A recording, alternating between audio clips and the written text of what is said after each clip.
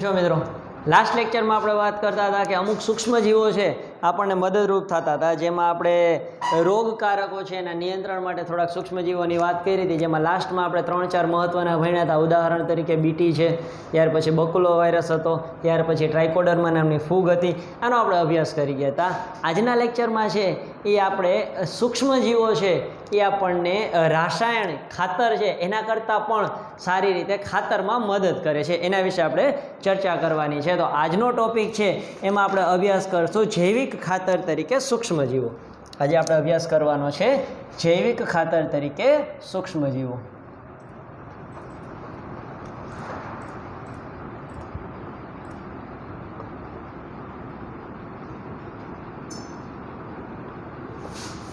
જો મિત્રો આપણે વાત કરીએ કે જૈવિક ખાતર એટલે શું, તો કે આધુનિક સમયમાં આપણે બધા સૌથી વધારે કેમિકલ ફર્ટિલાઇઝરનો ઉપયોગ કરીએ છીએ. તો લખીએ આધુનિક સમયમાં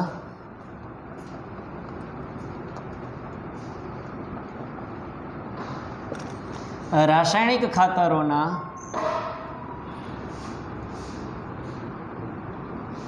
વધુ પડતા ઉપયોગ દ્વારા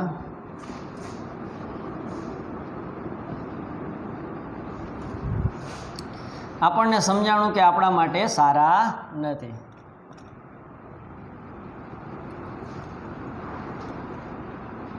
ભૂમિ પ્રદૂષણ કરે છે. શું કરે છે? ભૂમિ પ્રદૂષણ.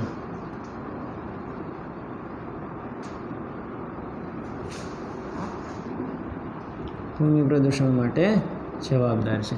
મિત્રો ભૂમિ પ્રદૂષણની જો આપણે વાત કરીએ તો ભૂમિ પ્રદૂષણ માટે અમુક આપણને નુકસાન કરતા અમુક આપણને જવાબદાર રસાયણો છે. ઉદાહરણ તરીકે કેમિકલ ફર્ટિલાઇઝર. આપણે રાસાયણિક ખાતરો છે એનો આડેધડ ઉપયોગ કર્યો. પાક છે એ થોડોક મોટો થાય એટલે NPK નાખીએ, DAP નાખીએ, યુરિયા નાખીએ. આ બધા જ ખાતર છે એનો ઉપયોગ વધારે કરો એટલે શું થાય, તો કે જમીનના પાર્ટિકલ્સ એટલે જમીનના કણ છે એની સાથે બાઇન્ડ થઈ જાય. બાઇન્ડ થઈ જાય એટલે ચોંટી જાય.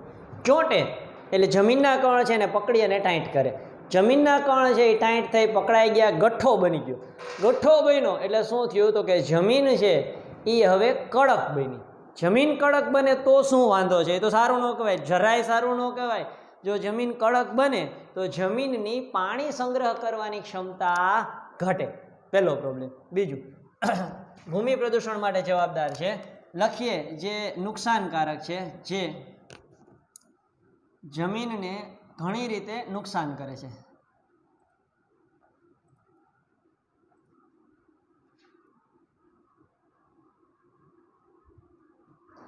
કઈ રીતે જમીનને નુકસાન કરે છે જો એની ચર્ચા કરીએ. તમારી બુકમાં તમને નુકસાન નથી આપ્યા. પહેલું, જમીનને સખત બનાવે. બીજું, જમીનની પાણી સંગ્રહ ક્ષમતા ઘટાડે.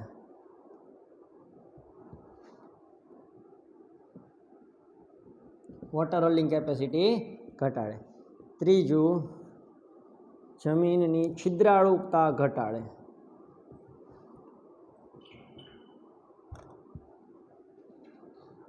જેથી હવાની અવર જવર ન થઈ શકે. જેથી હવાની અવર જવર ન થઈ શકે.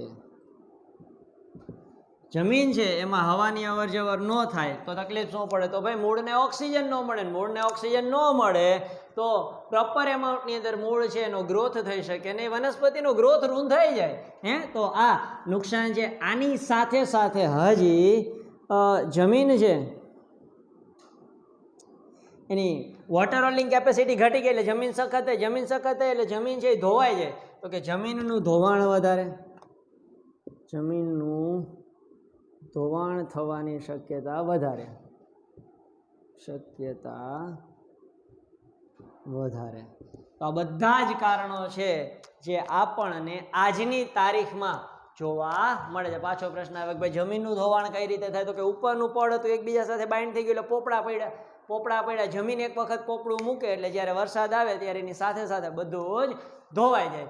તો આટલા નુકસાન છે આપણને આપણા કેમિકલ ફર્ટિલાઇઝર દ્વારા થતા હતા. તો કે ભાઈ હવે શું કરું, તો કે જેના પરિણામે કાર્બનિક ખેતી એટલે કે જૈવિક ખેતી છે એના ઉપર દબાણ સર્જાણું. એટલે આપણા માટે હવે બીજો કોઈ જ વિકલ્પ નથી. આ બધા જ નુકસાનકારક કારણોના પરિણામે, તો કે આ કારણોના પરિણામે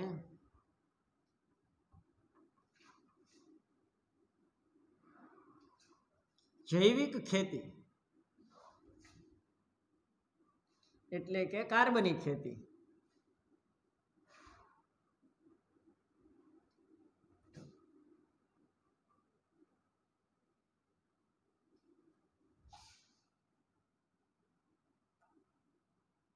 દબાણ તો ન કહી શકાય, પણ કાર્બનિક ખેતીની આવશ્યકતા ઊભી થઈ.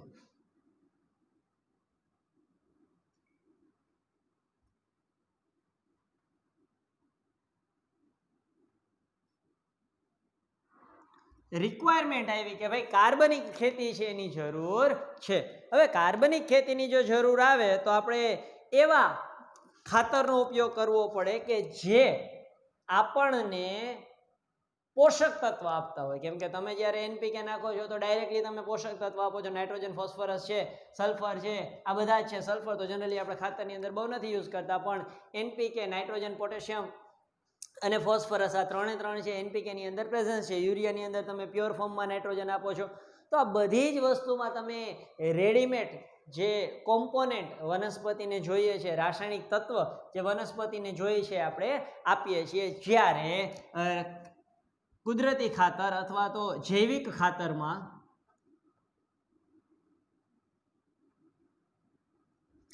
સૂક્ષ્મજીવો જેવા કે બેક્ટેરિયા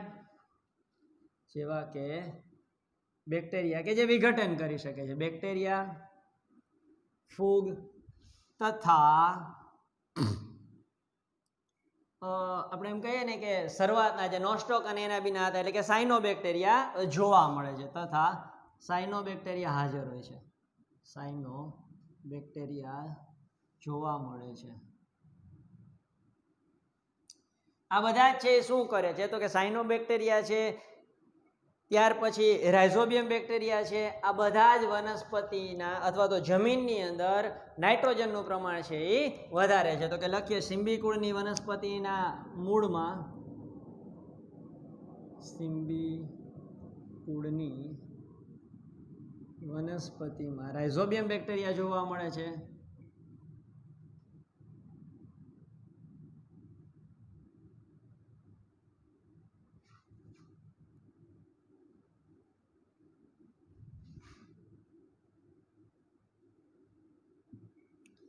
આ રાઇઝોબિયમ બેક્ટેરિયા સિમ્બીકુળની વનસ્પતિના મૂળ તંત્ર સાથે મૂળ ગંડિકા સ્વરૂપે હોય. તો લખીએ આ રાઇઝોબિયમ બેક્ટેરિયા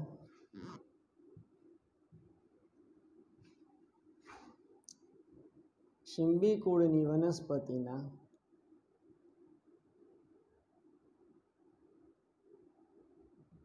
મૂળ તંત્ર સાથે મૂળ ગંડિકા સ્વરૂપે જોવા મળે છે.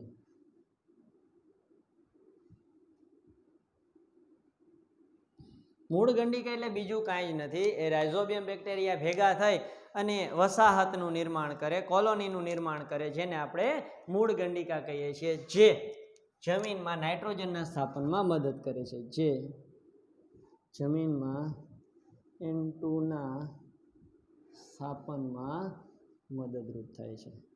એ જમીનમાં નાઇટ્રોજનના સ્થાપનમાં મદદરૂપ થાય છે. આપણે વાત કરી રાઇઝોબિયમ બેક્ટેરિયા કે જે નાઇટ્રોજન સ્થાપી બેક્ટેરિયા છે. આ સિવાય બે બેક્ટેરિયા છે, જેમ કે એઝેટોબેક્ટર અને બીજા એક બેક્ટેરિયા છે એઝોસ્પાયરિલમ. એઝોસ્પાયરિલમ અને એઝેટોબેક્ટર. એઝોસ્પાયરિલમ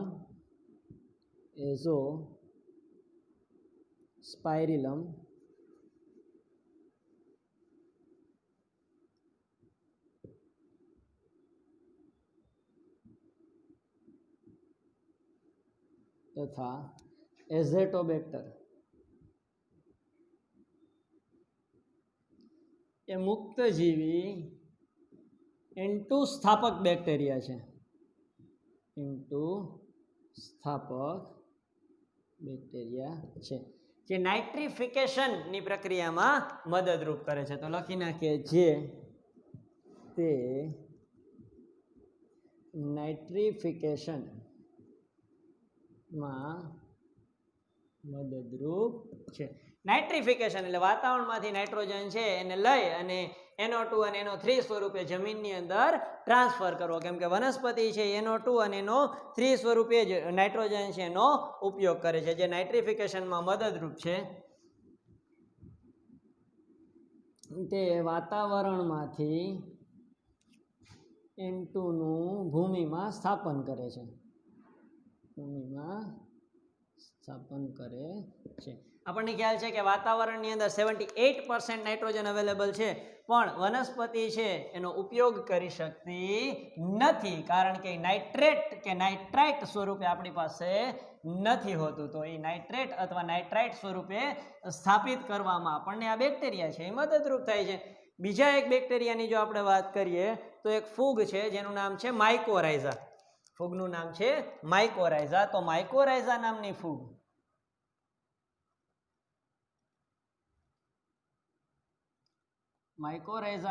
ફૂગ ઘણી વનસ્પતિ સાથે સહજીવન ધરાવે છે.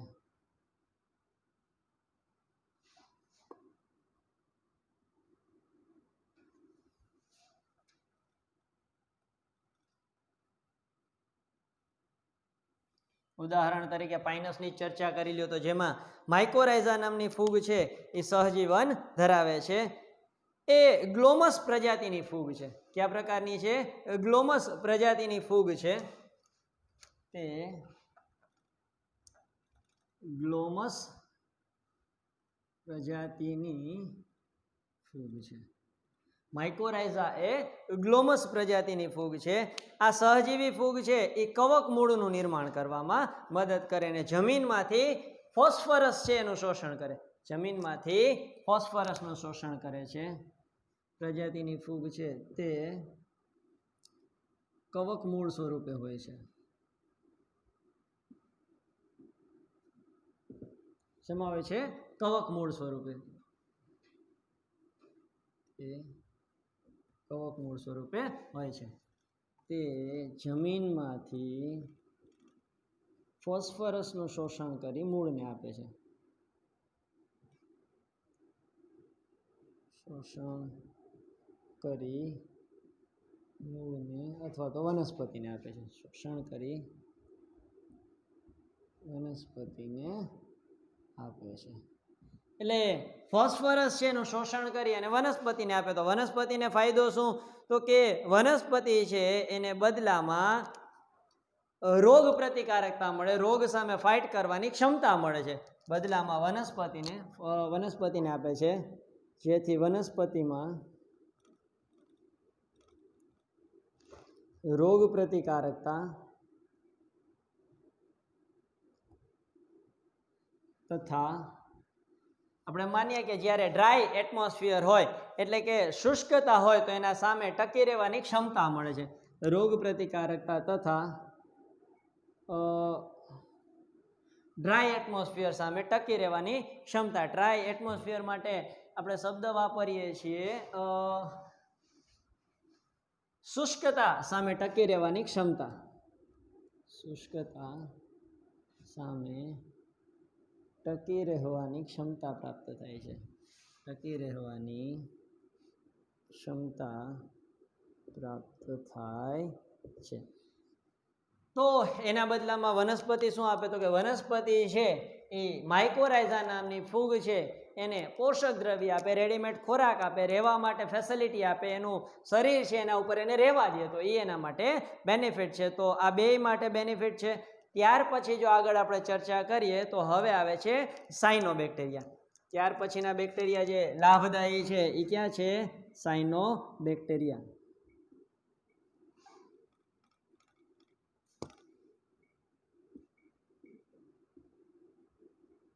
સાયનોબેક્ટેરિયા છે એમાં આપણે બે નામ છે એ સારી રીતે જાણીએ છીએ, નોસ્ટોક અને એનાબિના. તે જલીય અને સ્થલીય બે વાતાવરણમાં જોવા મળે છે. તો કે સાયનોબેક્ટેરિયા એ જલીય તેમજ સ્થલીય વાતાવરણમાં જોવા મળે છે.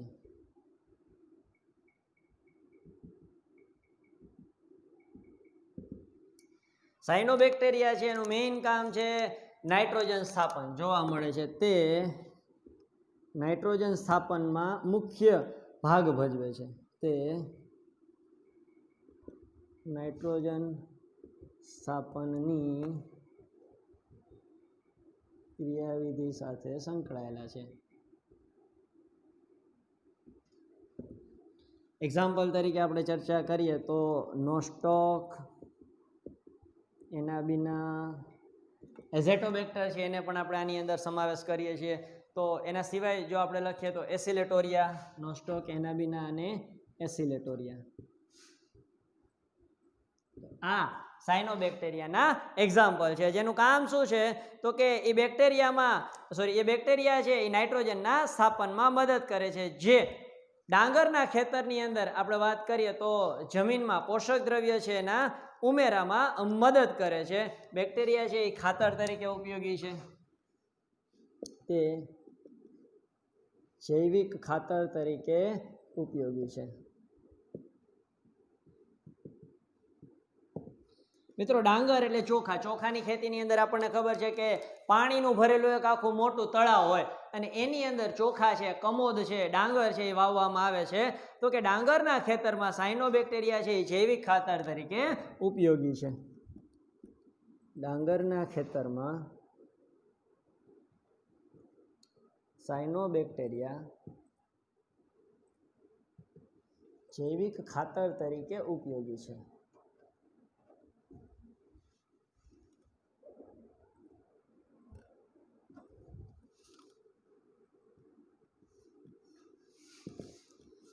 આગળ જો આપણે વાત કરીએ તો આ બધા જ સૂક્ષ્મજીવો છે એ હાલમાં આપણા દેશની અંદર બજારમાં વ્યાપારી ધોરણે છે એ મોટા ભાગે આપણને અવેલેબલ છે. એટલે તમારે ઇઝીલી જો આ સૂક્ષ્મજીવો છે એ જોતા હોય તો તમને માર્કેટમાંથી કોમનલી મળી શકે છે. જેના દ્વારા જો આપણે આ જૈવિક ખાતરોનો ઉપયોગ કરીએ તો એના દ્વારા આપણે કેમિકલ ફર્ટિલાઇઝર ઉપર કોઈ જ આધાર રાખવો પડતો નથી. મતલબ કે આપણે ટોટલી જૈવિક ખાતર, બાયો ફર્ટિલાઇઝર છે એ તરફ આગળ જઈએ છીએ એવું કહી શકાય છે. આ સિવાય પણ અત્યારે નવા ઘણા ખાતરો છે અવેલેબલ છે. જેમ કે વર્મી કમ્પોસ્ટ જેને આપણે અળસિયાનું ખાતર કહીએ છીએ એ પણ માર્કેટની અંદર અવેલેબલ છે.